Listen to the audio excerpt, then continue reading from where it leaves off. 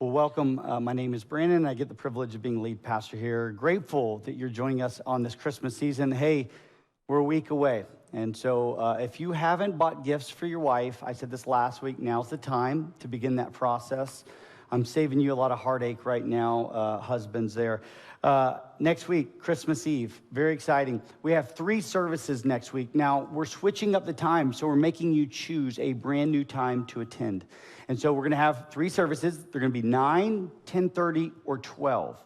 So if you show up at 9:30 next week, you will be either 30 minutes late or an hour early, depending on how you look at it. So I would encourage you, go ahead, pick a service that you're going to come to, invite your family and friends out. And I will say this, arrive about 15 minutes early, because as you know, special services like Christmas Eve fill up fast. Then in 2 weeks, so after Christmas Eve, we have December 31st. We're doing an online-only service, which means we're going to have our regular service times, 9:30 and 11, but we're going to only show them online. So if you show up here, you could just watch the service in your vehicle in the parking lot because we won't be physically gathering together. All right? That's in 2 weeks. And then January 7th, we're going to be kicking off the new year with a brand new series.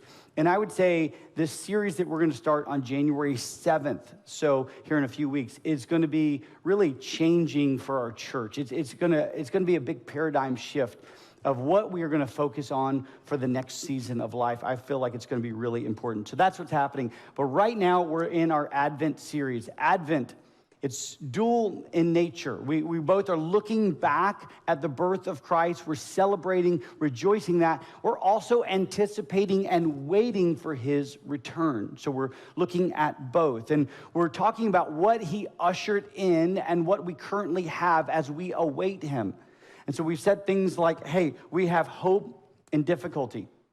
We have peace in chaos. And today the focus is joy. Now, we have these really great Christmas songs. By the way, I'm the kind of guy, I start listening to Christmas songs November 1st because that's the start of Christmas season, as many as you I've mentioned before and you know already. And so I'm listening to Christmas songs, and one of my favorites is, "It's the most wonderful time of the year." Thank you. Yes. They still haven't allowed me on the worship team, which is deeply disheartening because I've showed them I can sing over and over and over.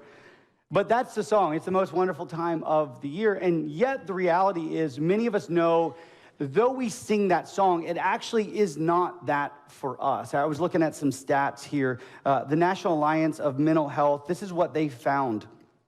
They found that 64% of people with mental illness report holidays make their conditions worse. And so we know this, that roughly 20%, 1 in 5 people have some kind of mental health disorder. And they're saying the holidays doesn't make it better, it actually makes it worse. There was one interesting respondent. This is what she said. She says, "The holiday season beams a spotlight on everything that is difficult about living with depression. The pressure to be joyful and social is tenfold." And so if you're here and you have a very real struggle with mental health, you realize that this season may not be as joyful as the songs that we sing. And not just that, there's other areas of our life. Think about financially. There's expectations that you buy for everybody from grandma to your best friend, to your grandkids, to your own kids, depending on how they did this year, right? This is what Bankrate found. Bankrate found this, that 54% of holiday shoppers say they expect to feel some financial burden in the upcoming holiday season. Notably, 33% say inflation will change the way they shop. 25% say they're stressed over costs. 23% say they believe the spending will restrain their budgets, and 13% say they anticipate being pressured to spend more money than they're comfortable with. Ooh, I feel that. I feel that pressure. Likely you do too. And not just that, I mean, think about the people that this is a season of loneliness. I have dear, dear people that I love, that this will be the first Christmas they do not spend with a loved one. And so the journey is going to be very, very difficult this Christmas. I know people that cannot spend the Christmas season with family, and so it is going to feel lonely, much less the stress of the holiday season, the expectations of family members. There's a lot going on when we talk about the Christmas season. And so sometimes it's not the most wonderful time of the year. And so that's why a season like this, where we're focusing on what Jesus ushered in, I think is absolutely critical. He ushers in hope in difficulty, peace in chaos, joy in the sadness and stress of this season. So we'll find ourselves in a familiar story, Luke chapter 2. We'll start in verse 8. The context here is that Mary and Joseph have made the long trek to Bethlehem. They've made the trek to their hometown, and of course there was no room in this for them to give birth, no inn for them to go into, and so they have Jesus in a manger. And this is what happens immediately thereafter, verse 8. And in the same region, there were shepherds out in the field, keeping watch over their flock by night. And an angel of the Lord appeared to them, and the glory of the Lord shone around them, and they were filled with great fear. Now, this is a very common response, that whenever the glory of God, and when you hear that word glory, think about the greatness of God. Whenever the greatness of God is on display, there is a natural inclination. And what is that inclination? Fear. Because when you and I stand before the living God or see the greatness of our Creator and King, we realize that we're finite. We realize just how powerless we are, and we realize how sinful we are. And so the shepherds see the greatness of God through this angel, and what strikes their hearts immediately? Fear. And this is like terror fear. Like, oh my gosh, what is happening? Then verse 10. And the angel said to them, "Fear not. For behold, I bring you good news of great joy that will be for all people. For unto you is born this day in the city of David a Savior, who is Christ the Lord. And this will be a sign for you. You will find a baby wrapped in swaddling clothes and lying in a manger." And suddenly there was with the angel a multitude of the heavenly host, praising God and saying, "Glory to God in the highest, and on earth peace among those whom he is pleased." Fear not.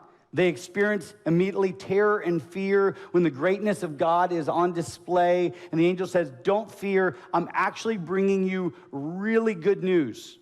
So inside of you, you're longing for certain things. Well, guess what? What you're longing for has arrived. And there's going to be great joy with this news. Now, when you look at the Greek, the word great here is megas. Literally means to a great degree, incredibly large. Think about mega joy. The angel shows up, goes, don't have to fear. There's great news for you right now, everything you long for, and there's going to be great joy or mega joy associated with this. Now, this term joy, I think for us, it is a little bit captivating. Let's be really honest. You and I want to have a life full of joy. That's what I deeply long for, don't you? You want a life that's not sad and frustrating. You want to have a life that is full of joy. And I think that's why we're drawn to this word during this season, joy. We are longing for that. Well, Blaise Pascal, he was a 16th century inventor, philosopher, physicist. This is what he says: all men seek happiness. This is without exception. This is the motive of every action of every man, even of those who hang themselves. A bit morbid, but you get the point. He's essentially saying you and I are happiness or joy-seeking creatures. It's laced within us. We have these longings to experience an inner delight. Now, when you read the scriptures, you actually see there are some people that experience this. Now, I first want to define what joy is, because I think there's some confusion on exactly what joy is, but this is how we can define joy. It's an inner delight that transcends circumstance. An inner delight deep within our hearts and souls that transcends any difficulty, any season of life, any struggle. There's this internal pleasure that we have, and you see different examples of this within the scriptures. You have Paul. Paul is a great example in the New Testament. He wrote 2/3 of the New Testament. He even wrote this book called Philippians. And if you know the backstory of Philippians, he's actually in jail in this moment, unjustly in jail. And in all likelihood, he is heading towards kind of a death sentence. We don't exactly know what ended up with him in his prison stint, but there's all indications is he's going to die. Like this is going to lead to his execution, his death. And then he pens a letter, Philippians, to the church in Philippi. And you know what the primary theme of this letter is? Joy. Like, wait, everything in your life says that you should be sad and frustrated. You're unjustly in prison. You're likely heading towards the end, and you're going to pen a letter about joy. Well, that's what joy is. It's an inner delight, an inner pleasure that will transcend even the worst of circumstances. Jesus himself, we're told, for the joy set before him, endured the cross. The most painful moment in all of human history is what the Son experienced on the cross. The Father turning his back, Jesus becoming sin, taking on our shame. And it says, for the joy set before him, he endured the most painful moment in all of human history. Friends, that is joy. Transcends all circumstances. Now, I think the first issue that we have of why are we not experiencing joy is we have a misunderstanding of what happiness is, as we culturally define it, and what joy is. And there's a vast difference between the two. And so happiness, we'll just make it really easy. We'll define it this way. Happiness is a circumstantial emotion experience. So we experience a circumstantial emotion of pleasure, of joy, if you will. Like we're happy about something for a moment. Something happens and it brings to us joy. Now, what we don't realize is from a biological perspective, we often, when we think of joy, we're talking about dopamine. And some of you may know what dopamine is. It's this neurotransmitter. Essentially, it's this chemical messenger. It's this messenger that will send a chemical that sends a message throughout your body. Like be happy or be sad. That's what a neurotransmitter are. And these dopamine chemicals or hormones that we experience, they're the feel-good chemicals. So whenever we perform an activity or task, our body has this reward system that says, hey, that was really good. Do that again.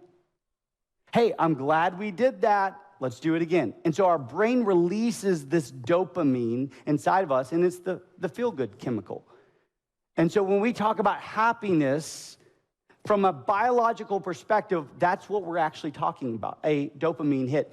And here's the thing. Our culture is full of dopamine hits. I mean, we, unlike any other culture in the history of humanity, we experience more dopamine hits than any other people group. Things like social media, notification. Every time your phone pops up with a notification, guess what your brain does? Little dopamine hit. Every time we watch a video that we enjoy on social media, dopamine hit. TV provides a dopamine hit. Sugar provides a dopamine hit. Opening up a Christmas present provides a dopamine hit. Going shopping.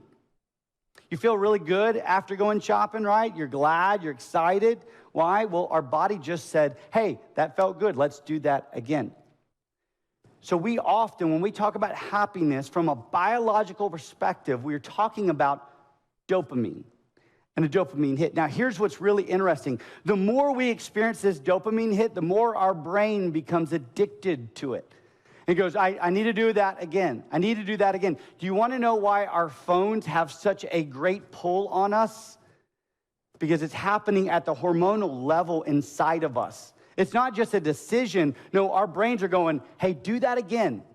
Hey, go shopping again. Eat that again. Get on that again. And it's going, I want more and more and more. And then you get to kind of a scary place. There was an NPR article. It was entitled, Too Much Pleasure Can Lead to Addiction. And this is what they said in the article.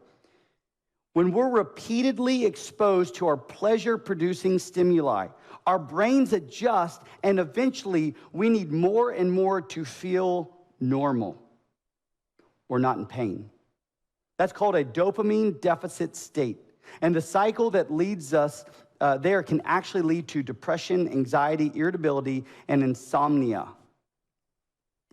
So let's just recap this real quick. When we talk about happiness, what we're really talking about is a dopamine hit. Just this experiential, circumstantial, I feel good for the moment. And the more we experience these just little pleasure moments, these little dopamine hits, the more our brain rewires itself and goes, I need that again. I need that again. Give that to me one more time. And then just to feel normal, we need this constant pleasure stimuli over and over and over. And when we don't, we get irritable, anxious, and frustrated. Do you realize there's many, many studies? I mean, this is widely proven. The more that we use our screens, the more likely we are to be anxious and sad. Why? Because we're just trying to feel normal. I want you to hear this. Happiness is not an inherently bad emotion to experience. But understand it's tied to a circumstance, and understand that the more times we experience that pleasure, the more our brain wants it more and more and more. But joy is not circumstantial. See, joy runs deeper and further. Joy is not looking just for the next hit of dopamine. Joy isn't going, okay, yeah, hurry up, do that again. Watch this again. Get on that again. Eat that. No, joy transcends. It's an inner delight that no matter what is happening in my life, I have a delight inside. Not with happiness. And so we would do well to understand the difference between the two. And really, what we long for is not happiness per se. What we deeply long for is joy. And I think this leads us to just yet another issue. We are wildly confused at where joy is found. We're confused about what joy is exactly, and we're confused about where we actually find joy. Where do I go to experience? I want this inner delight. Where do I go? And people think of God often, and I found this true of myself and others. Many people don't want to wholeheartedly follow Christ because they think that Christ is a cosmic killjoy. In other words, they believe that if I fully follow Christ, my life is going to be limited in some way. My happiness, my joy is going to be limited in some way. Isn't this the sin of Eve and Adam at the beginning? She looked at the fruit, saw it was delightful, and was like, hey, God must be withholding something from me. And so I need to eat this to experience whatever he's trying to withhold. And I found we are full of people who think in the same exact way, that God is somehow withholding something from me. And if I wholeheartedly follow him, I won't experience what I'm really longing for. And yet the scriptures paint a really different picture about what it looks like to follow the Lord. I want to read to you a few Psalms. Psalm 16:11. The psalmist says this, you make known to me the path of life. In your presence there is fullness of joy. At your right hand are pleasures forevermore. He says, when I'm in your presence, there is joy, and it's not incomplete in any way. It's completely full. And it's forevermore, so it's not, again, circumstantial. Like it just lasts forever in your presence. So really what you and I are longing for is a Psalm 16:11 kind of joy. Something that lasts forever and it's full and complete. The psalmists also compare what is offered to us by God to other things in this world. Psalm 84:10. For a day in your courts is better than 1,000 elsewhere. I would rather be a doorkeeper in the house of my God than dwell in the tents of wickedness. He says, I would rather be with you in your court. It's better. Just one day is better than 1,000 anywhere else. That's how you compare and the joy you offer. Psalm 4:7 says this, You have put more joy in my heart than they have when their grain and wine abound. Right? If you had wine and grain abounding, in other words, you had surplus, you had abundance. He goes, hey, I've got more joy in my heart. And we don't know the physical condition, the financial condition of the psalmist here, but he goes, even those that have plenty, I have more joy. Here's the really interesting experiment that we have here in America. We are some of the richest people in the world. Do you know that 40% of millionaires in the world live right here in the United States? Per capita, we are the richest nation in the history of the world. And every statistic shows that we are not fundamentally more happy or joyful people. Wait, we have everything. Well, I think we can declare exactly what the psalmist declared. You can give me more joy than stuff can. And so not only do we need to delineate the difference between happiness and joy, but we also have to understand, where is long-lasting inner delight? Where is that actually found? And it is found in God and God alone. The scriptures present that over and over and over. And then the final issue is we just end up settling for substitutes. So we don't understand the difference between happiness and joy. We don't understand that joy is found in God and God alone, and so we just end up settling for the substitute. We have these legitimate longings, but we attempt to fill them in illegitimate ways. I love what Tim Chester says. He says this: every longing in us is a version of our longing for God. That longing may be a distorted version of our longing for God, but it's still a longing for the God we were made to know. See, all these deep desires in you and me, they're hardwired into us to be fulfilled only in Christ and Christ alone. This longing we have for joy and inner delight that transcends circumstance, that's hardwired into us, and only God himself can come and give us the joy that we so desperately long for. But here we are, we settle for the substitute. Many years ago, my wife and I, we were just a young, poor couple, so we were doing what young, poor couples do. We were shopping at Dollar General. And by the way, we still shop at Dollar General, so hey, if you do that, that's fine. We still do that. But we were shopping at Dollar General, right? And we came across this section in Dollar General, and they were selling this. Are you ready? $5 cologne. And my wife was like, hey, you don't smell great. And so here's a really cheap solution to our issue. You don't smell great, $5 cologne. And so we bought $5 Dollar General cologne. Now, the way that they packaged it was really interesting. You're not able to smell it until you actually open it, because they knew they wanted you to get home after purchase and then open it up to actually smell it. Now, I'm not going to make this a long story, but I'll just say it this way. I never wore that cologne, all right? Because what I was trying to do is settle for a $5 substitute, because we didn't have the money to go to Macy's and buy real cologne, so we just settled for the substitute, which was inadequate and insufficient. It was disappointing and frustrating. But the real thing would not have been that at all.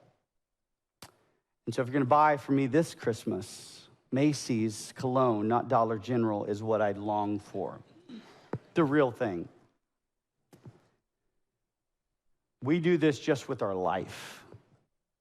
We settle for the Dollar General version. And God's like, but I'm the real thing. But we just keep settling for it and settling for it. And we live these frustrated, anxious, joyless lives.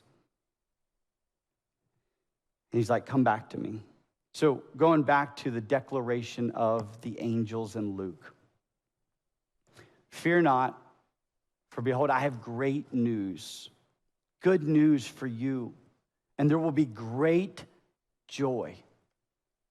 The declaration of the birth of Christ is he's come to usher into us the thing that you and I so desperately long for, the joy that we've been seeking in all of these substitutes, relationships, finances, careers, all these other inadequate substitutes that we've been frustrated with and anxious with and sad about. He goes, no, I offer the real thing to you. I'm coming to bring you mega joy, an inner delight that transcends all circumstances.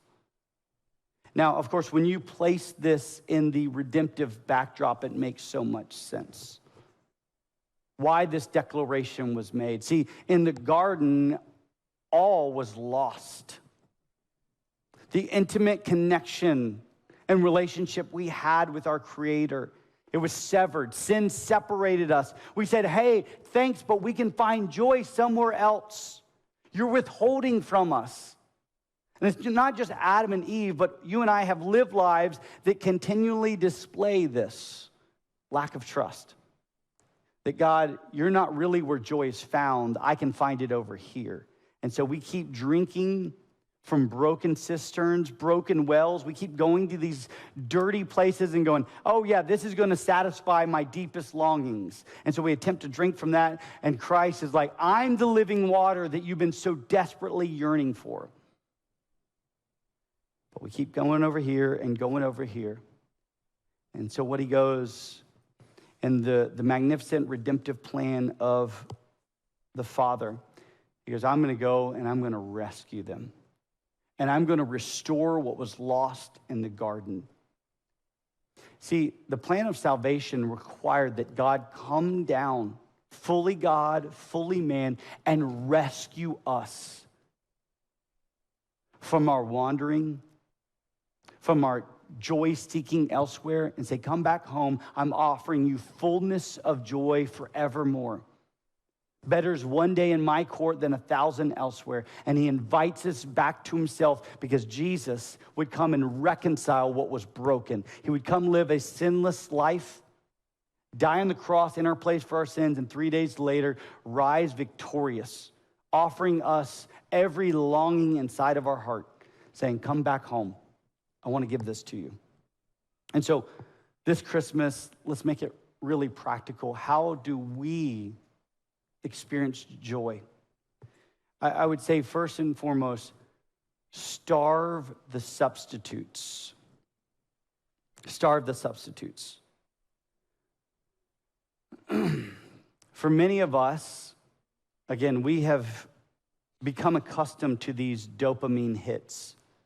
And we're like, yep, joy, this is where it's found. It's in the next feed. It's in the next TV show. It's in the next food. It's in the next pleasure moment over here. And we've been settling for these substitutes. And what research shows us is that in order to place a separation, to get away, to break the addiction that we have with that thing, we got to starve that thing for 30 days. And so I think what most of us need is just kind of a 30-day reset and go, I've been chasing after joy in all the wrong places. I need a complete reset. Jesus, I get it. You are my joy. I believe this. I'm trusting this. And I'm leaving and forsaking the illegitimate substitutes, which, by the way, it's not bad to have a piece of cake, especially around the holidays. Social media isn't inherently bad. A TV show isn't inherently bad to watch. The problem is we keep going to those things thinking they're going to give us what we're longing for. See, these things need to be put in their proper place. They are not where we find our deepest joy and satisfaction. The inner delight that we're longing for only comes from over here. And these are fine to experience in moderation in their proper place. But I've been going to them too much. And so for many of us, we need to starve the substitute. And then second, we need to seek Jesus. The Christian faith isn't just about stopping one thing.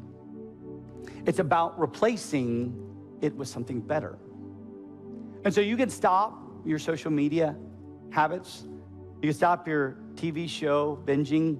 You could stop your sugary intake. And yet, if you don't fill that with Christ, you still will be lost looking for that joy. See, it's not just about stopping. It's about filling with something better. And so in this season, if we're going to fast and we're going to push this off and say, I'm going to starve the substitute, well, then I need to replace it with seeking Christ. And here's how I would encourage you. What stirs your affection for Christ? I mean, what deeply stirs your affection for Christ? You know, for me, it's being the first one up, sitting alone, the room's dark, just a little bit of light so I can read. It's reading, it's praying, and I don't know, the Lord just does something. It's how I'm wired. He just stirs something in me, and I'm like, man, I really love Jesus. And of course, I have to have a cup of coffee too, because it helps wake me up to that reality. But I'm sitting there, and I'm reading, and I'm drinking, and I'm like, Lord, I just love you. You're stirring something. Some people, it's maybe music just stirs them deeply for the Lord. And maybe this is a season you're like, I'm starving the substitutes, and I want to worship the Lord, and I want to uniquely do that through song. For some of us, we feel deeply stirred in our affections for Christ when we serve others. And so instead of having a season of consumption, we have a season of giving. What stirs your affections for Christ? Seek him deeply. Don't just stop something, replace it. And replace it with the one who gives us fullness of joy forevermore. Today, if you have been seeking substitutes all your life and you've never come to the reality that the thing that you've been longing for is Christ himself, here's my prayer, that today you would come to faith in Jesus. And today you would say, I submit to you. I understand where joy is found. I want to submit my life to you. I want to trust you, Lord. I want to trust you, Jesus, for what you've done for me, how you saved me and redeemed me, and you trust him. Here in a moment, you're going to see a young man get baptized. I love days in which we baptize. What he is declaring to you and to me and to all of us in here, he's declaring the simple truth that Jesus is his and he is Jesus's. That his death, Jesus' death, is his death, and his life is now his life. What a declaration to make. If you've never been baptized, I would encourage you to be baptized, to consider publicly declaring where your joy is found.